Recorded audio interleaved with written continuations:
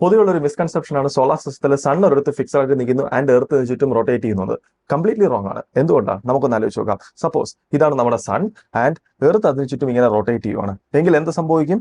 Okay, just think ചെയ്യുക. Initially നമ്മുടെ എർത്തിന്റെ position ഇതാണ് ആൻഡ് സണ്ണിന്റെ പൊസിഷൻ ഇതാണ്. അങ്ങനെയാണെങ്കിൽ ഈ സിസ്റ്റത്തിന്റെ സെന്റർ ഓഫ് മാസിന്റെ പൊസിഷൻ ഇവിടെയാണ്.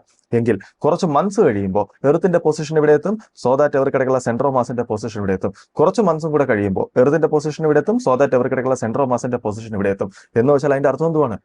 എർത്ത് സണ്ണിന് ചുറ്റും റൊട്ടേറ്റ് ചെയ്യുമ്പോൾ ഈ സിസ്റ്റത്തിന്റെ സെന്റർ ഓഫ് മാസും അതിന്റെ കൂടെ മൂവ് ചെയ്യുന്നതാണ്. ന്യൂട്ടന്റെ ഫസ്റ്റ് ലോയുടെ കംപ്ലീറ്റ് വയലേഷൻ ആണ്. ബിക്കോസ് ന്യൂട്ടന്റെ ഫസ്റ്റ് ലോ പറയുന്നത് എന്തുവാണ്? ഒരു എക്സ്റ്റേണൽ ഫോഴ്സ് ആക്ട് ചെയ്തില്ല എന്നുണ്ടെങ്കിൽ ഒരു സിസ്റ്റത്തിന്റെ സെന്റർ ഓഫ് മാസിന്റെ പൊസിഷൻ മാറാൻ പാടില്ല. ഇവിടെ നമ്മുടെ സൺ എർത്ത് സിസ്റ്റത്തിന്റെ പുറത്ത് ഒരു എക്സ്റ്റേണൽ ഫോഴ്സസും ആക്ട് ചെയ്യുന്നില്ല.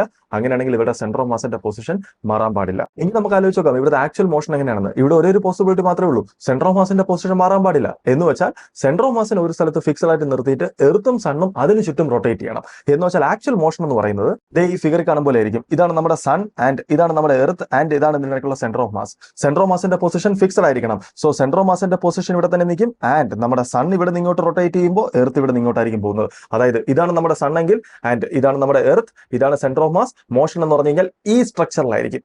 റൈറ്റ്. അതായത് നമ്മുടെ സെന്റർ ഓഫ് മാസിന് ചുറ്റും ഒരു ചെറിയ റേഡിയസ് ഉള്ള സർക്കിളിൽ നമ്മുടെ സൺ റൊട്ടേറ്റ് ചെയ്യും ആൻഡ് ഒരു ബിഗർ റേഡിയസ് ഉള്ള സർക്കിളിൽ നമ്മുടെ എർത്ത് റൊട്ടേറ്റ് ചെയ്യും. അതായത് സോളാർ സിസ്റ്റത്തിൽ ഒരിക്കലും സൺ ഒരിടത്ത് ഫിക്സഡ് ആയിട്ട് നിന്നിട്ട് എർത്ത് അതിന് ചുറ്റും റൊട്ടേറ്റ് ചെയ്യുമല്ല. ഈ രണ്ട് സാധനങ്ങളും ഈ സിസ്റ്റത്തിന്റെ സെന്റർ ഓഫ് മാസിന് ചുറ്റുമാണ് റൊട്ടേറ്റ് ചെയ്യുന്നത്. ഇനി ആക്ച്വലി നമ്മുടെ എർത്തിന്റെയും സണ്ണിന്റെയും സെന്റർ ഓഫ് മാസ് നമ്മൾ കാൽക്കുലേറ്റ് ചെയ്ത് കഴിഞ്ഞാൽ സൺ വളരെ മാസീവാണ്. എന്ന് വെച്ച് കഴിഞ്ഞാൽ സെന്റർ ഓഫ് മാസ് ഓൾമോസ്റ്റ് സണ്ണിന്റെ അകത്ത് തന്നെ ആയിരിക്കും. എന്ന് വെച്ചാൽ നമുക്ക് ഫീൽ ചെയ്യും സണ്ണിന് ചുറ്റും എർത്ത് റൊട്ടേറ്റ് ചെയ്യുന്നതായിട്ട്.